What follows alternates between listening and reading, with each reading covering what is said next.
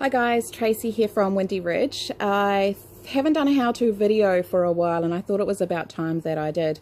I haven't done one because I sort of always want it to be the right conditions, you know, my hair's done properly, makeup and all that sort of thing, and so I just never quite get around to doing it. So I thought today actually I'm just going to bite the bullet and do it, and here I am in my own backyard rather than at Windy Ridge doing this video for you. So I figured you guys don't really care about all of that stuff anyway. So here I am. I'm going to have a bit of a ramble today. Today's subject is how to choose your MC, or how to be an MC.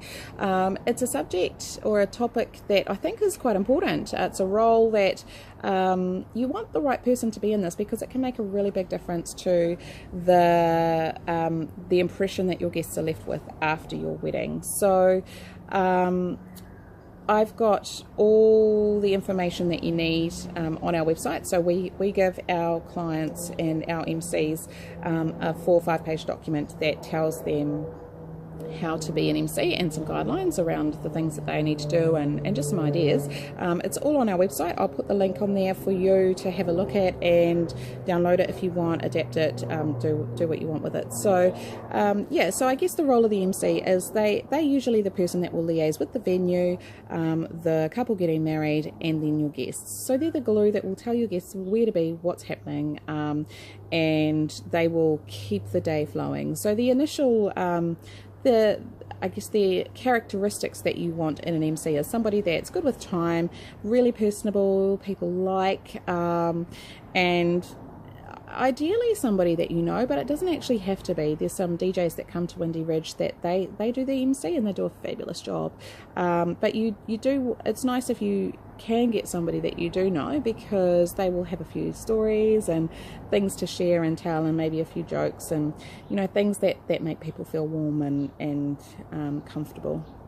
So the first role that the MC will usually do is welcome everybody, and before the ceremony they might be that person that welcomes everybody in, lets people know where to sit, maybe there's some reserved seating for family at the front, and when proceedings are going to start. So that might be, you know, bride's 5 minutes away, and or groom, or whoever it is that's coming.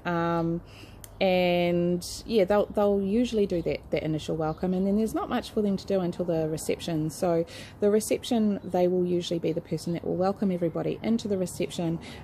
They will go through the house rules and things that people need to know, things like where the bathrooms are, the toilets,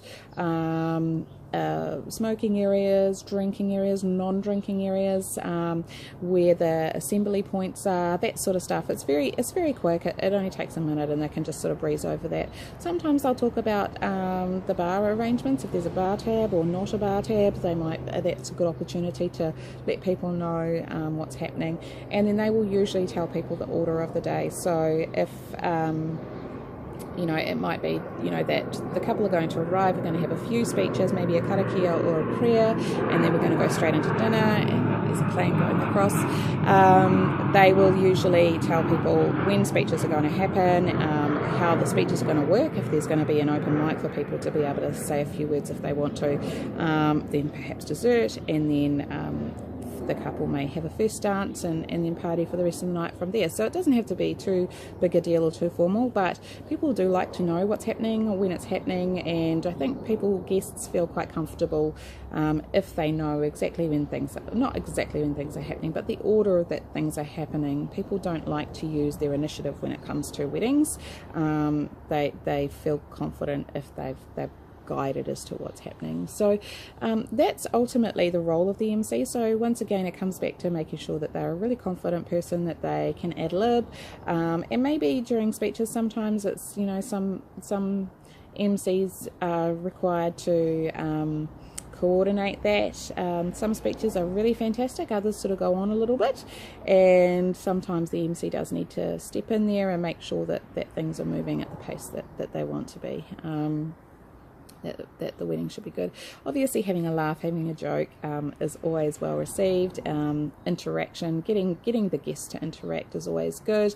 So having a few things up your sleeve there is always good as well. So so that is pretty much the role of the MC. What else is there important to know?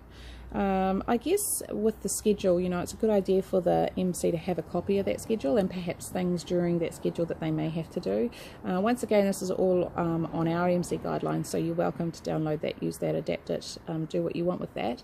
But it's a good idea for them to know that and what things can be moved and flexible and whatnot. Things like dinner, you don't want that sitting there getting cold. If someone's, you know, having a speech and rambling on for a while, you need that MC to be able to move things along so that everybody enjoys their dinner as it's hot and fresh and supposed to be.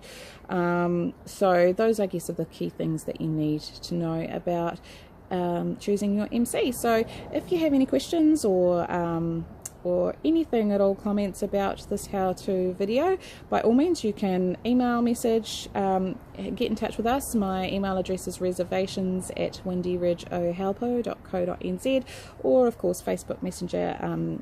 Yeah, there's lots of ways to get in touch. So yeah, any questions, comments, feel free to fire them through, and that's all you need to know about how to choose your MC. Have a great day.